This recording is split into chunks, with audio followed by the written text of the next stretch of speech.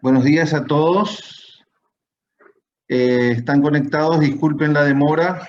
Tuve un pequeño inconveniente y por ese motivo no pude empezar en horario. ¿Están todos conectados? ¿Están escuchando? Buenos días, doctor. Buenos días. Bueno, perfecto. Yo soy el doctor Céspedes, el encargado de cátedra de otorrinolaringología, y en la cátedra estamos junto con la doctora Alba Brun, que es nuestra ayudante de cátedra, que es la que se encarga de la parte de otología, y la doctora Claudia Galindo, que es la segunda ayudante de cátedra, que se encarga de toda la parte de faringe y laringe. Nosotros vamos a estar acompañando todo el proceso de cátedra. Hace muchos años que venimos trabajando y venimos desarrollando todas estas clases. Para la cátedra de otorrinolaringología nosotros usamos como el libro, la bibliografía de base. Usamos el libro de otorrinolaringología, audiología y afecciones conexas del doctor profesor Vicente Guillermo Diamante, que es un otorrinolaringólogo prestigioso de la Universidad de Buenos Aires y que ha recibido un título de profesor honoris causa por parte de la Universidad Nacional del Este. Bueno, vamos a iniciar nuestro inicio de cátedra. Empezamos hoy con todo lo que es rinología. El programa, principalmente las primeras clases, acá vemos filogenia, ontogenia, embriología nasosinusal, toda la parte de anatomía, toda la parte de fosas nasales, senos paranasales, base de cráneo, toda la parte de malformaciones, imágenes, diagnóstico por imágenes, obstrucciones. Este es más o menos el programa de nariz que nosotros vamos a desarrollar. Alteraciones funcionales, las rinitis, los procesos inflamatorios crónicos, agudos, alérgicos, sinusitis crónicas, complicaciones de la sinusitis, patologías que incluyen la piel a nivel de la pirámide nasal, todas las patologías malignas y todas las patologías benignas. También vamos a hablar de todo lo que es cefalea, epistaxis, traumatismos, fístula del líquido cefalorraquídeo, ronquidos, apneas. Perfecto. Nosotros vamos a dar todas las clases de esta manera. Bueno, esto es un poquito lo del año pasado, es repetir más o menos lo mismo, todo lo de, iniciamos con la parte de rinosinusal, después faringe, laringe, y por último vamos a dar todo el desarrollo de otología. Bueno, para hablar un poquitito de filología y desarrollo filogenético de todo lo que es la nariz y los senos paranasales, nosotros podemos hablar de toda la parte prehistórica del ser humano, donde podemos encontrar en los peces que se desarrolla la placa olfatoria, como en el ser humano. En los anfibios se comunica la cavidad nasal con el aparato respiratorio. En los mamíferos empieza a ganar importancia todo el cuadro de árbol bronquial y respiratorio. Y los senos paranasales surgen en los mamíferos como una neumatización de los huesos del cráneo. Acá nosotros podemos ver, con una lamprea podemos ver los pliegues sensoriales, en un anfibio la comunicación nasofaringea, y acá vemos en el reptil cómo existe una comunicación entre la nariz y la garganta. Y vemos en el ser humano cómo tenemos una comunicación nasal, una comunicación bucal y una parte común que es la nasofaringe, donde se comunican la parte y la faringe posteriormente, la parte aérea y la parte digestiva. Bueno, acá nosotros podemos ver una imagen, el desarrollo a través de la filogenia, Y bueno, vamos a... Esto, digamos, no es muy importante el desarrollo de todo lo que es embriología, pero sí nosotros podemos ver que hay una evolución del aparato turbinario de la nariz. Nosotros vemos que dentro de las fosas nasales tenemos toda la parte turbinal, maxiloturbinal, nasoturbinal y ectoturbinal en la parte posterior. Y en los cornetes medios la endoturbinal. La parte, digamos, todo lo que es la nariz es un órgano filogenéticamente que no aparece en los vertebrados inferiores. Eso es, la olfacción se indica en los peces mediante el desarrollo de una placa olfatoria. En los peces agnatos aparece una fosa nasal impar en la línea media en la parte de la cabeza. Vemos también durante el desarrollo de la filogenia que en los peces natostomos las fosas nasales son ya bilaterales. A medida que va pasando y evolucionando el conducto, se hace una fosa nasal anterior y una fosa nasal posterior.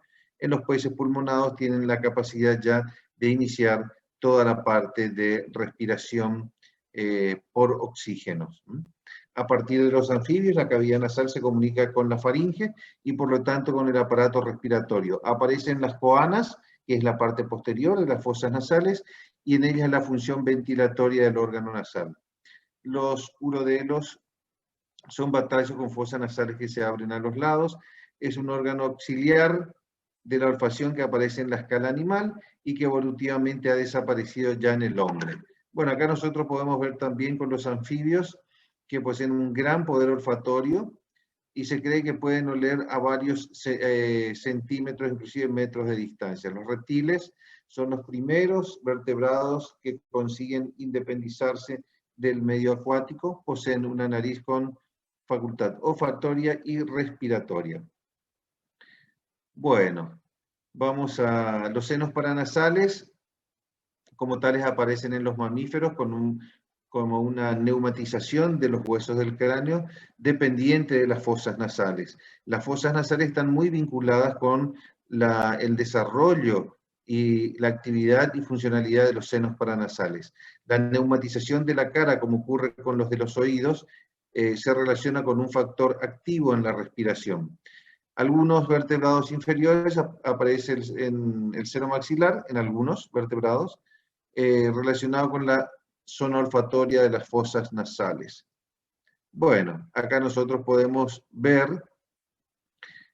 cómo el seno maxilar es constante filogenéticamente. Ahí vemos la nariz en un caballo, la boca, la nariz, el seno maxilar inferior, el seno maxilar superior, el seno frontal. Perfecto. Y nosotros vemos también que durante el desarrollo de la cara, y en el desarrollo de la cara y la mandíbula deriva del ectodermo, toda la cubierta superficial, las células de la cresta neural, el mesénquima facial, el cartílago, hueso y ligamentos, y el mesodermo paraxial o precordal, los músculos.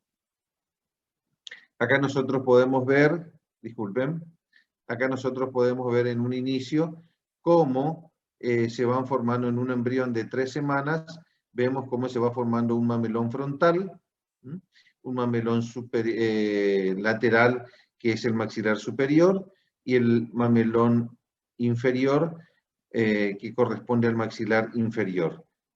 Acá vemos la membrana bucofaringea que se va desarrollando. Acá podemos ver también el desarrollo y en la parte, en este sector, la coalescencia entre mamelón nasal interno y el maxilar superior. Las alteraciones de estas fusiones podrían dar origen a diferentes patologías como fisuras palatinas. En la 4ª semana, nosotros podemos ver que se originan las placodas nasales a partir del engrosamiento del ectodermo superficial. Acá podemos ver nuevamente la placoda frontal, la placoda nasal, la placoda oral, el proceso maxilar, el proceso mandibular o maxilar inferior y el arco hioideo. Esto es en un embrión de 4 semanas y esto es de 5 semanas. Acá podemos ver la vesícula óptica, la placoda nasal, la prominencia frontonasal, el saco nasal, la protuberancia maxilar superior, la protuberancia mandibular o maxilar inferior, la membrana bucofaringea y el arco hioideo en el desarrollo. Acá podemos ver exactamente igual el proceso frontonasal, la placoide nasal, el maxilar, el proceso mandibular en un embrión de 4ª semana. Acá podemos ver cómo crecen a llegar, cómo llegan a crecer toda la membrana buconasal, cómo está relacionada. Acá vemos de vuelta la prominencia lateral, la prominencia nasal, la prominencia del primer arco bronquial y la punta nasal, un embrión de 5ª semana. De vuelta el proceso del mamelón frontal, la placa olfativa, el estomodeo, el proceso maxilar superior, maxilar inferior y los arcos, el arco hioideo. Acá también podemos ir viendo cómo se va desarrollando todo el proceso frontonasal, que es derivado del sistema del mesénquima ventral, las placodas olfatorias nasales y las fositas olfatorias, en relación a toda la vía aérea superior. Acá vemos cómo se va formando ya en la 5ª semana el tabique nasal, la parte cartilaginosa de la cavidad, la fosa nasal derecha y la fosa nasal izquierda. Y la lengua. Acá vemos de vuelta la lengua, cómo se va formando, y los senos paranasales del seno maxilar. Igualmente, un desarrollo más avanzado. Acá vemos cómo el palatino se va fusionando como el piso de la fosa nasal, esto es la lengua, el techo de la fosa del orificio oral, el tabique nasal, los senos paranasales, los cornetes superior y medio. Ahí vemos el desarrollo de cómo se va originando a partir del vómer todo el tabique nasal, los cornetes y la parte bucal. Entonces aquí vemos de vuelta todo el mamelón frontal, la placa olfatoria, el proceso nasal externo, vemos el maxilar superior, el maxilar inferior, y la formación de las fosas nasales. El etmoides en el 2º mes intraútero y se desarrolla en forma definitiva a los 12 años, el seno maxilar en el 4º mes intraútero, el seno frontal a los 2 años, y vemos cómo el seno es esfenoidal entre el 4º y 6º mes intrauterino y se termina de desarrollar a los 15 años. Acá vemos de vuelta todo el proceso nasofrontal. Vemos el maxilar superior, el maxilar inferior, el desarrollo de los mismos.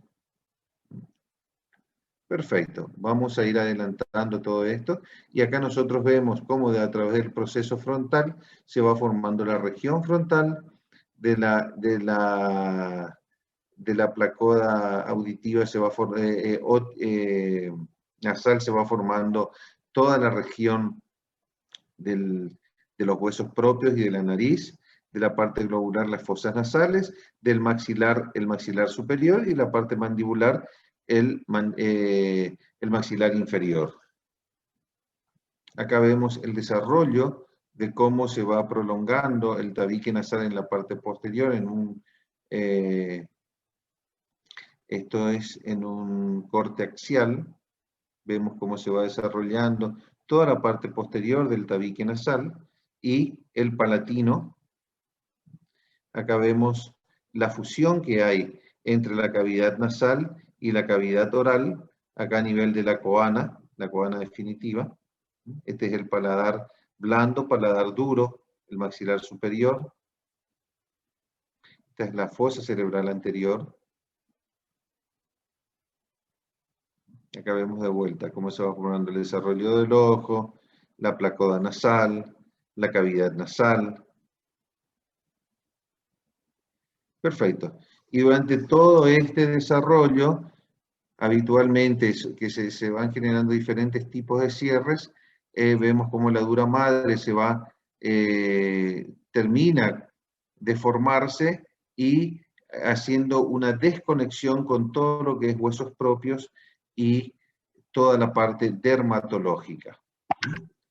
Entonces aquí vemos cómo el proceso frontal, el proceso intermaxilar, el proceso nasal lateral, el proceso maxilar superior, cómo se va desarrollando. Perfecto.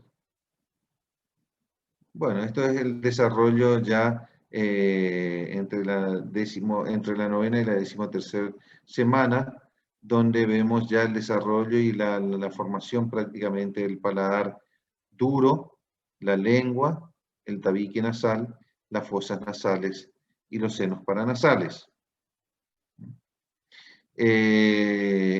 Cuando no hay una fusión total de una fosa nasal, puede haber una estenosis o una malformación, que es una atresia de Coanas en la parte posterior, que habitualmente se da en la 8ª semana de desarrollo intrauterino. Acá nosotros podemos ver cómo existe un paladar primario y un paladar secundario, el tabique nasal. Bueno, esto es más de lo mismo. Perfecto. Bueno, y vemos que cualquier alteración que pueda ocurrir en el desarrollo y en la embriogénesis, tanto en el proceso maxilar primario como en el proceso maxilar secundario, cualquier alteración en el cierre puede generar patologías de tipo de alteraciones de los labios o del paladar. Acá nosotros vemos cómo se va desarrollando el seno frontal, los senos etmoidales, el seno esfenoidal y el seno maxilar. El etmoides normalmente en el momento del nacimiento ya está presente y se termina de desarrollar a los 12 años. El seno maxilar normalmente ya está presente en el momento del nacimiento también y a los 12 años se termina de completar. El seno frontal normalmente está ausente en el momento del nacimiento y recién se termina de desarrollar a los 20 años aproximadamente. El seno esfenoidal también está ausente y se desarrolla a los 15 años aproximadamente. Bueno, acá nosotros podemos ver de vuelta todos los diferentes procesos de desarrollo, tanto de la nariz, de los ojos, como de los oídos. Acá vemos todo cómo se va formando la placoda y el bulbo olfatorio, parte del tabique nasal, de la fosa nasal, de la lengua, el paladar y la fusión de todos estos. Acá vemos con un poquitito más de detalle, vemos la formación del cornete inferior, del cornete medio, la relación con el seno maxilar, el paladar duro, la lengua, la cavidad oral, el proceso maxilar superior y el proceso maxilar inferior. Perfecto. Bueno, vamos a ir viendo todo Entonces, a partir de ahí se va formando todo el desarrollo de la pirámide nasal, donde tenemos nosotros una raíz, un dorso, un vértice, una narina y un tabique nasal en la parte del medio. Un segundito, por favor. La parte de la anatomía, ¿ahí?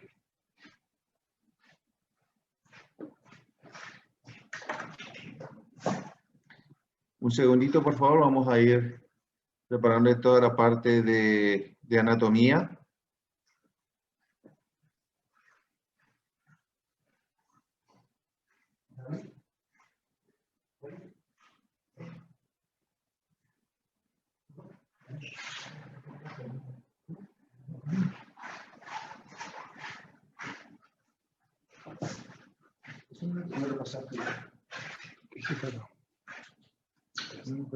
Allá tenía la creación. Ese día no tenía uno. ¿Está ahí también? Sí, Z, no tenía uno. ¿No? Las llaves. Ok, entonces nosotros no.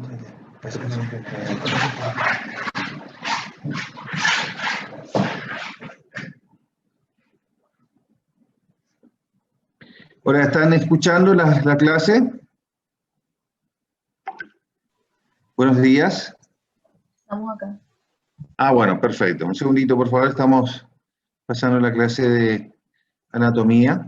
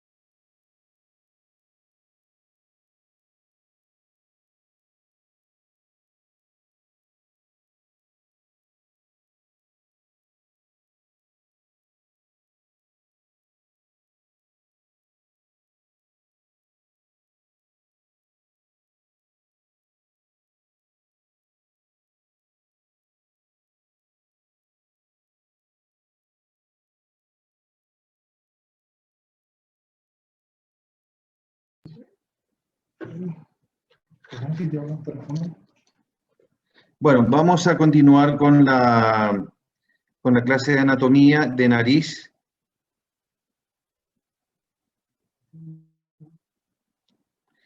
Bueno, nosotros vemos que el rostro, esto es un rostro o una facie, donde vemos que la fosa nasal está inmersa dentro de lo que es el macizo craneofacial. Esta es una imagen de medio perfil. Esta es una imagen de perfil. Un perfil derecho, medio perfil derecho, un perfil derecho. Y podemos ver las diferentes tomas de la base alar y una base alar más profunda. Estas son las... Y acá nosotros podemos ver por transparencia, podemos ver cómo se van desarrollando los senos paranasales, los senos maxilares, los senos etmoidales y los senos frontales. Acá también podemos ver la ubicación de cómo se van desarrollando aquí el seno frontal, el seno esfenoidal y el seno maxilar.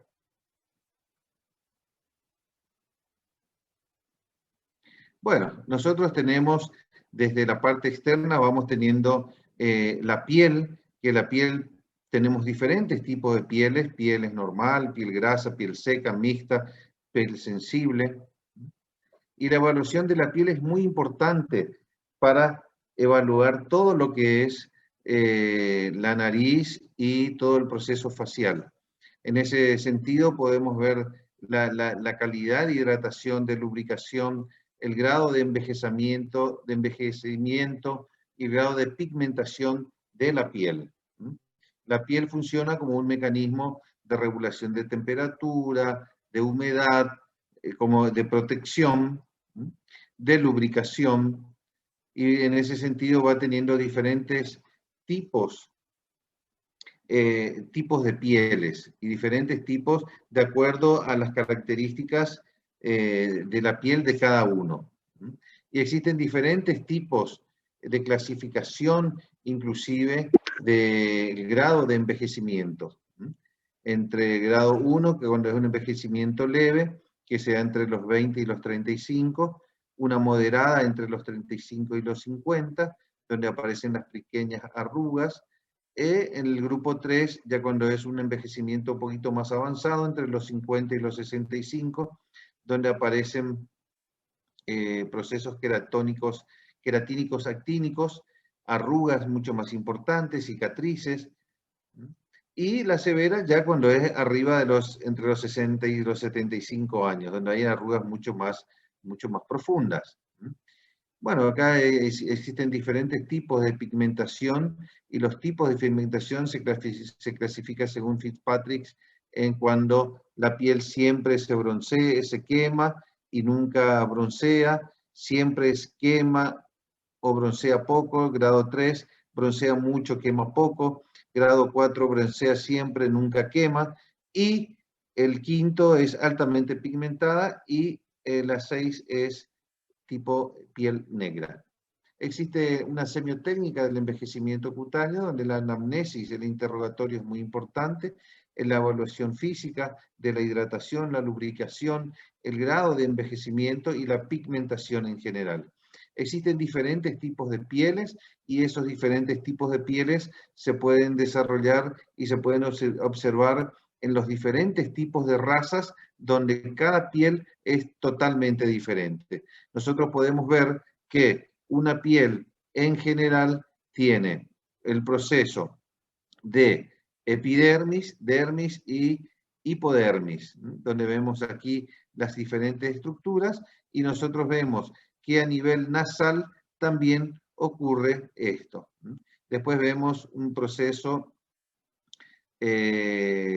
periostal, superiostal, un SMAS, sistema musculoponeurótico superficial, los cartílagos y todo el tejido celular subcutáneo en la fosa nasal. Acá vemos nosotros la estructura de la piel y vemos, esto ya lo sabemos de antes, ¿verdad? Toda la parte del estrato córneo, el estrato lúcido, el estrato granuloso, la subdermis, la hipodermis, con todas las estructuras que ellas tienen, ¿verdad? El estrato basal. Y la dermis, bueno, la dermis también podemos observar que tiene glándulas sudoríparas, tiene poros, glándulas sebáceas, músculo erector del pelo y el tejido conectivo. Y la hipodermis, donde tenemos una red de capilares sanguíneos, donde tenemos el músculo de Meissner, que es la terminación libre receptora del tacto, los corpúsculos de Pacini, también, que son terminaciones nerviosas, receptoras, terminaciones nerviosas para la presión y la vibración. Tenemos diferentes tipos del folículo piloso y las papilas de las dermis.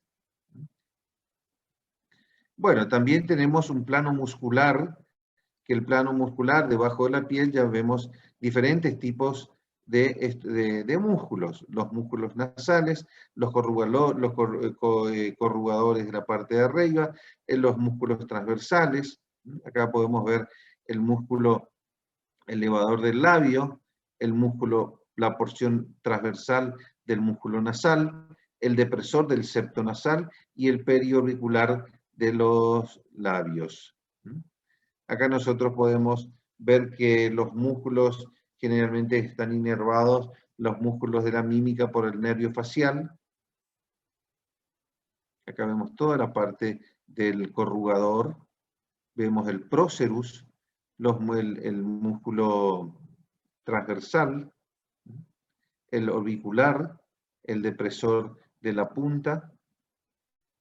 Y acá vemos el piramidal o prócerus que se ubica a este nivel y generalmente lo que hace es elevar o generar este tipo de maniobras de cara de bruja, como le llaman.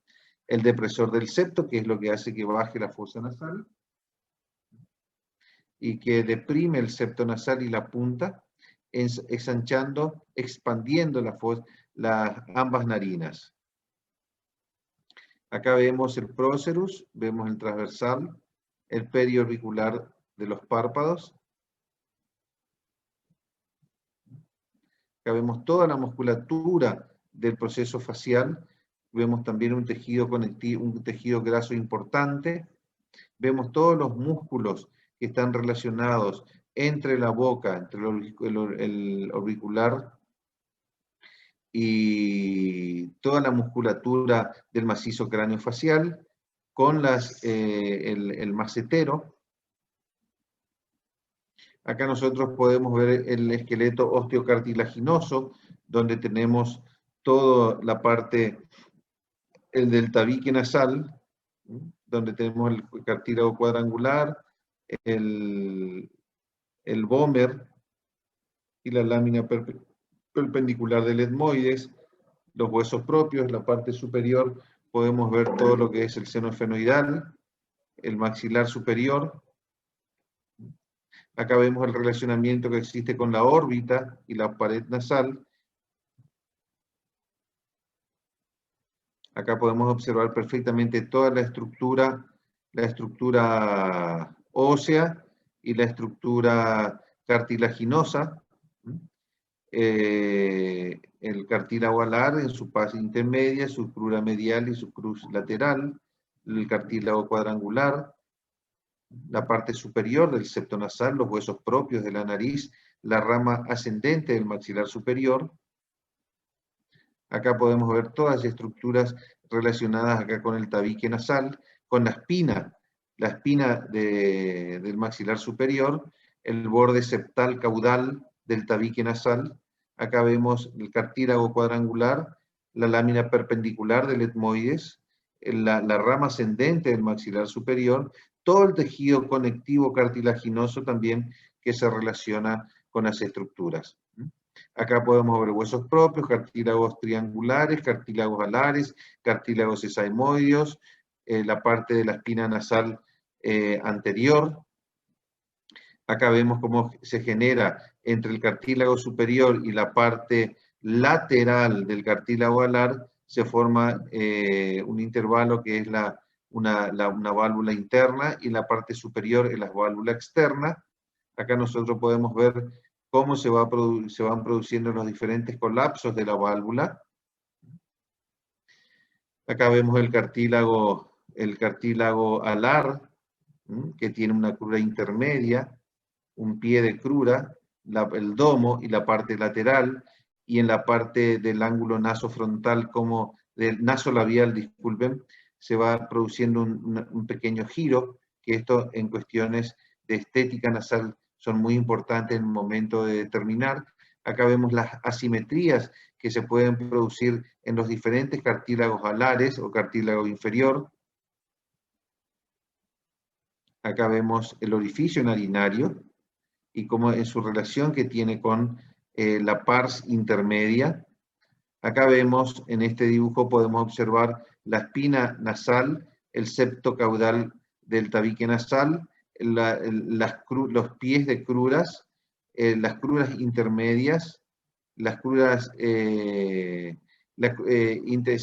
interna, la crura medialis y la crura externa. Acá vemos la formación que tiene, este es un dibujo del profesor José Giacomotti de la Universidad de Buenos Aires, donde vemos una disección donde se puede ver todo el cartílago alar, la parte lateral, la parte medial y la parte intermedia. Vemos el tejido conectivo por los cuales están conectados. Y acá vemos toda la estructura del cartílago triangular, el cartílago alar, el tejido conectivo, los tejidos de fusión, de conexión, de tejido conectivo. Acá vemos perfectamente los huesos propios de la nariz, la rama montante del maxilar superior, el cartílago triangular superior y el cartílago triangular inferior o cartílago alar, donde nosotros podemos observar. Y dentro de la fosa nasal nosotros podemos ver el cornete inferior, el cornete medio y el cornete superior. Y entre el piso de la fosa nasal, donde está el maxilar, el maxilar, entre el cornete inferior y el piso está el cornete inferior, donde desemboca el conducto lacrimonasal, y nosotros podemos ver acá el cornete medio y el cornete superior. Entre el cornete medio y el cornete inferior desemboca el meato medio, y entre el medio y el superior, el meato superior. Acá nosotros podemos ver el cornete inferior, el cornete medio y el cornete superior, toda la parte de los huesos propios, seno frontal, el techo de la fosa nasal, el seno esfenoidal, la glándula pituitaria, fosa cerebral anterior, tallo troncoencefálico, y acá podemos ver cómo se conecta el seno frontal con el meato medio y el seno esfenoidal con el meato superior. Y en el conducto, en el meato inferior, drena el conducto lacrimonasal. Acá nosotros podemos observar toda la parte de la anatomía de vuelta, cartílago cuadrangular, lámina perpendicular del etmoides y todo el vómer, seno esfenoidal, fosa, techo de la fosa nasal, seno frontal, huesos propios de la nariz. Acá podemos ver toda la estructura del bulbo olfatorio y toda la inervación olfatoria superior que se ubica por delante de la cabeza del cornete inferior y todo el techo de la fosa nasal. Acá nosotros podemos observar perfectamente la parte posterior, el cabum, la parte posterior, la parte anterior del reborde narinario. Acá vemos todo el tabique nasal, el techo de la fosa nasal, el esfenoides, seno frontal, la lengua, el paladar duro y la úvula, acá. Acá podemos ver en un corte coronal, podemos ver la ubicación del cerebro, del etmoides, el tabique nasal, cornete inferior, medio superior, senos maxilares, senos etmoidales. Ahí vemos las fosas nasales, tienen una pared medial, una pared lateral, una pared cefálica, una pared caudal o piso, un orificio anterior y un orificio posterior. Acá nosotros podemos ver el globo ocular, en la parte medial de la fosa nasal, que es el septo, el piso, que es el palatino acá, y la pared lateral, que es la pared intersinuso nasal, que da al seno esfenoidal, al seno maxilar. Acá vemos el cornete inferior, cornete medio, cornete superior. Entre el cornete superior y el cornete inferior está el meato superior. Entre el cornete medio y el cornete inferior está el meato medio. Y entre el cornete inferior y el piso de la fosa nasal está el meato inferior. Acá de vuelta vemos cómo todas estas estructuras están preparadas para que generen el pasaje de aire, toda la estructura de la fosa nasal. Acá vemos toda la arquitectura del maxilar superior, maxilar inferior, cómo se produce la cavidad de la fosa nasal. Atrás nosotros tenemos el reborde narinario posterior, adelante tenemos el reborde narinario anterior. Acá vemos el mecanismo, cómo se produce el seno etmoidal, la fosa nasal y por dónde pasa el aire. Acá vemos perfectamente también. Acá nosotros vemos el cornete inferior. El cornete inferior es una endoscopía donde podemos observar todo lo que es el cornete inferior ahí abajo y el cornete medio en la parte superior. Vemos toda la estructura de la fosa nasal. Esa es la fosa nasal derecha. Esta es la fosa nasal derecha, donde aquí vemos el cornete inferior, vemos el meato inferior y el septo nasal.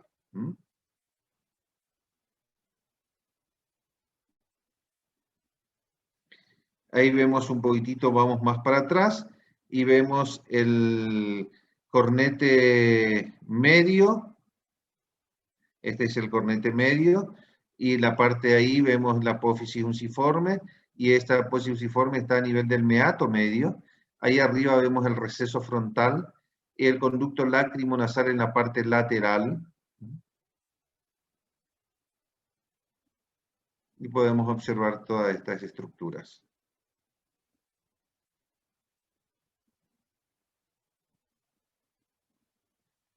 Vemos ahí el cornete medio, el meato medio, que es un espacio. El meato es un espacio y el cornete es una estructura que esa estructura le da humedad, temperatura adecuada y le da un filtro a través de esa humedad y de las cilias, todo el proceso de cilios que tiene esa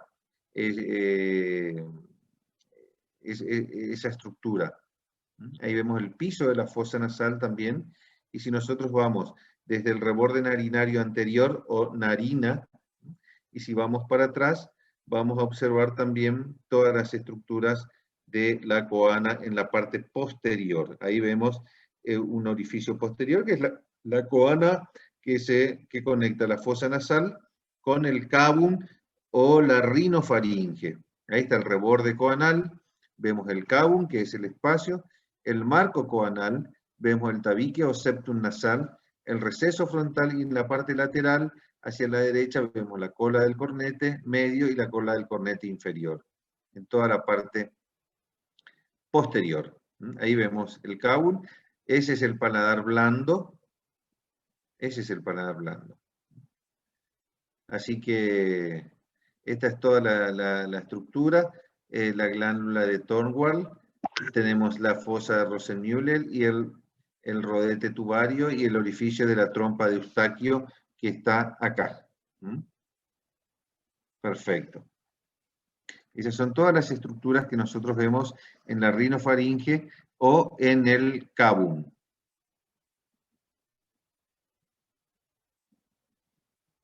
Perfecto. Esta es una imagen endoscópica que se hace a través de un endoscopio rígido y un sistema de cámaras donde uno puede evaluar toda la parte interna de la anatomía, y es a través de donde se hacen todos los procesos quirúrgicos. Entonces, ahí seguimos viendo toda la estructura. Vemos una reconstrucción donde acá vemos todo el etmoides, el seno frontal, los huesos propios. Este es un corte sagital. Es otro corte sagital donde vemos el seno esfenoidal atrás, el piso, el techo de la fosa nasal, seno frontal, techo de la nariz, la parte dorsal de la nariz, esta es la lengua, paladar duro. Acá vemos de vuelta el seno frontal, seno esfenoidal, el piso, este es el piso del cerebro, seno esfenoidal, el cabum atrás. Acá vemos de vuelta seno esfenoidal, el rodete tubario.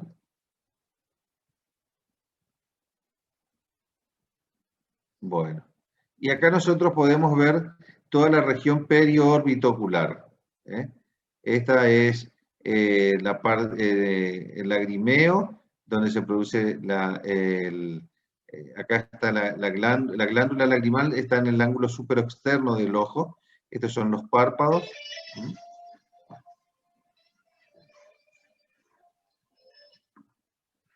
Entonces, ahí vemos toda la región periórbito ocular.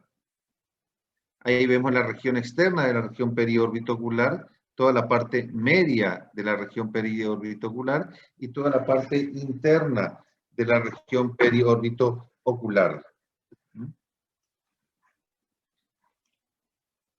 Acá nosotros vemos cómo los párpados tienen diferentes estructuras de piel, de músculo, de aponeurosis y de estructuras ligamentosas.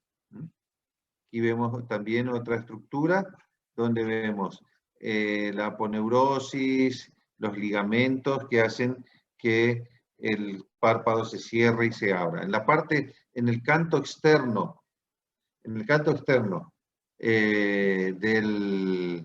del ojo, nosotros acá podemos ver ya la glándula lagrimal en el canto externo debajo del reborde orbitario, y acá nosotros vemos la grasa por detrás de la aponeurosis del músculo del párpado superior. Acá nosotros podemos ver perfectamente bien la glándula lagrimal debajo del reborde orbitario. Es el lóbulo orbitario de la glándula lagrimal, y acá vemos un lóbulo palpebral por debajo que sobresale hacia la parte externa. Estos tienen diferentes glándulas excretoras que generan lágrima. Y hay otras glándulas accesorias como la de Krauss, las de Wolfram, las de Zeiss, la de Mols, que generan más otro tipo de secreción. Vemos también en la parte posterior, vemos acá el compartimiento adiposo central, la parte medial. Acá vemos la glándula lagrimal, la fosa lagrimal. Acá nosotros vemos cómo toda esta estructura ligamentaria en el canto interno del ojo forma el ligamento caudal interno, y detrás vemos el saco lagrimal que está envolviendo la rama montante o ascendente del maxilar superior, y acá en la parte inferior vemos un compartimiento adiposo lateral, compartimiento adiposo central y un compartimiento adiposo medial, que son estas estructuras que se suelen corregir con el correr de los años por la caída de los párpados. Entonces, acá nosotros podemos ver las diferentes estructuras del globo ocular, el músculo recto lateral, el recto medio, el recto inferior y el recto superior. Acá nosotros podemos ver también el músculo elevador de los párpados. Y acá nosotros podemos ver el músculo oblicuo inferior, que entre las diferentes estructuras adiposas que son consideradas en los momentos de cirugías. Acá nosotros vemos la glándula lagrimal, este es un globo ocular, en el ángulo superexterno. Este es el reborde orbitario, este es el etmoides, el techo etmoidal, esta es la fóvea. Y acá vemos las diferentes estructuras también adiposas. Y ahí nosotros podemos ver perfectamente bien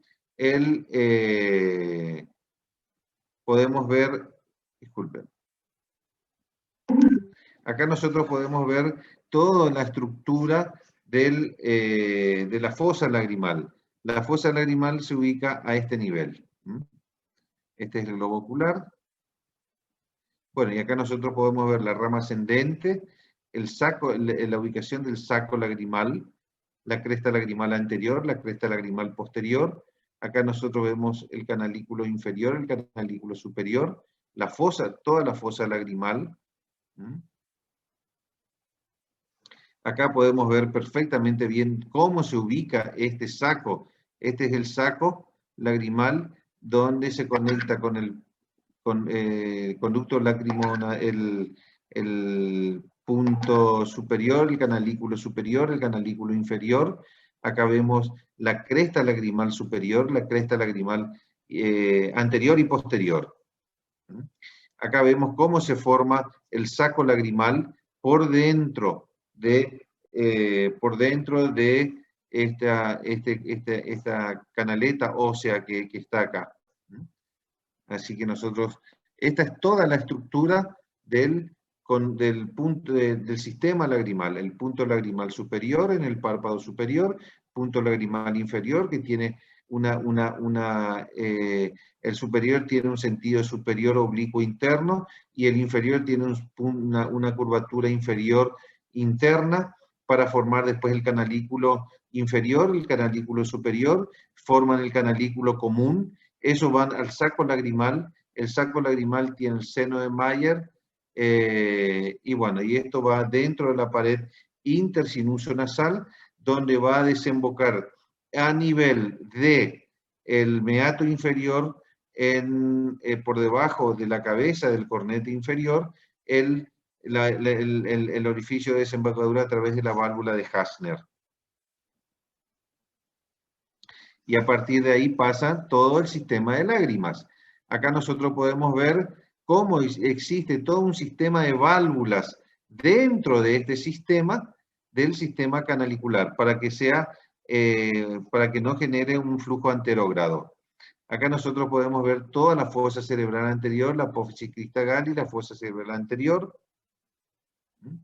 Y vamos a ir a los senos paranasales. Los senos paranasales son el seno maxilar, seno etmoidal, seno frontal y seno esfenoidal, como les había dicho. La irrigación fundamentalmente está dado por el sistema carotidio externo y el sistema carotidio interno. La irrigación del tabique nasal en toda la parte anterior está dada en esta área, que es el área de Kieselbach, donde se unen todo el sistema carotidio interno y todo el sistema carotidio externo. Se produce una anastomosis. Nosotros, si podemos ver acá, vamos a ver que todo el sistema de la carótida, interna ingresa a nivel de la fosa cerebral, y fíjense la irrigación que da. Acá vemos la facial, vemos en otro. Acá podemos ver mucho mejor. Esta es la maxilar interna que ingresa a nivel de la fosa térico-maxilar y después va a diferentes ramas.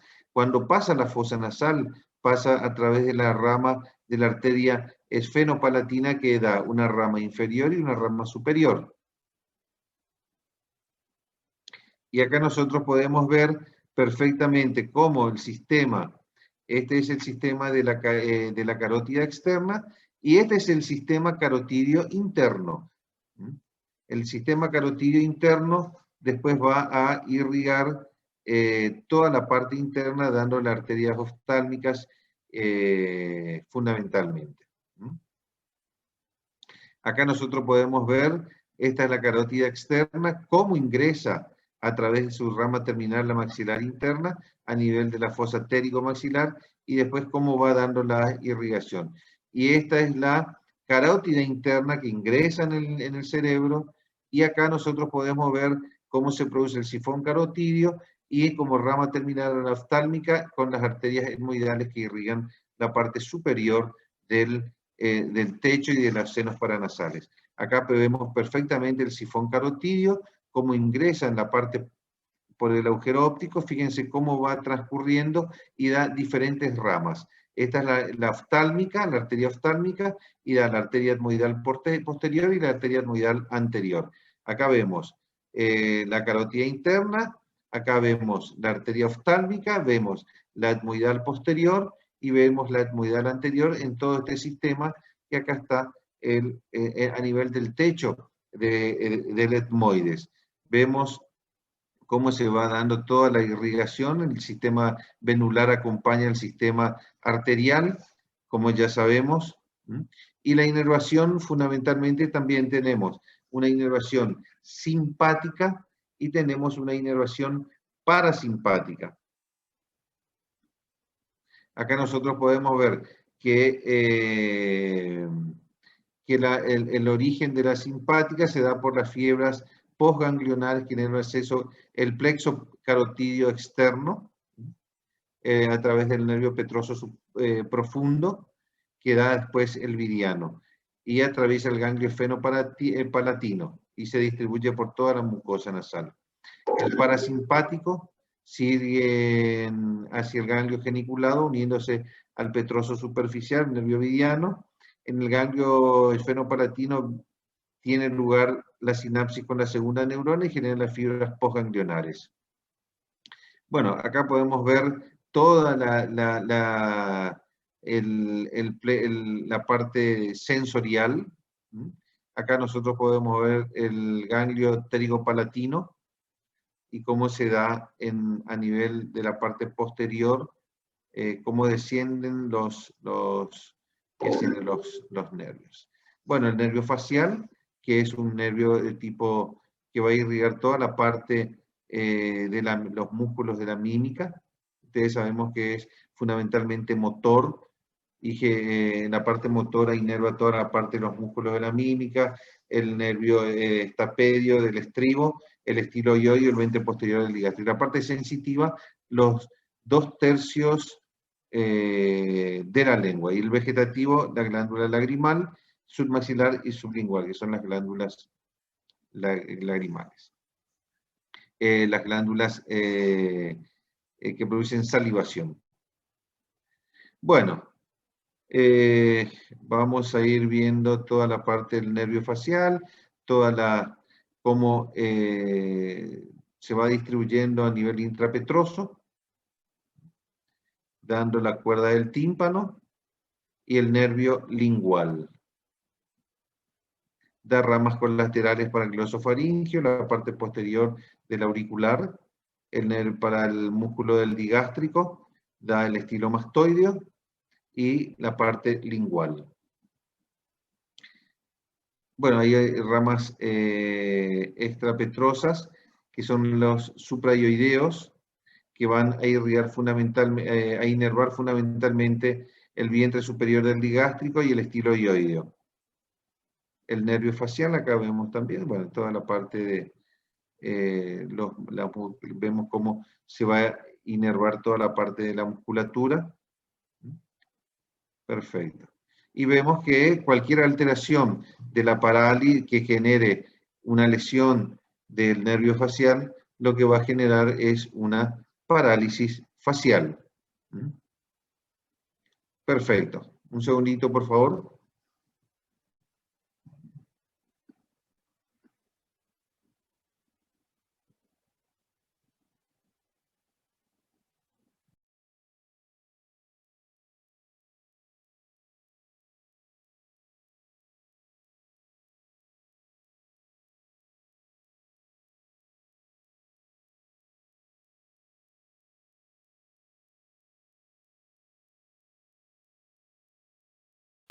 Perdón, doctor, que te interrumpa, pero vamos a continuar aún.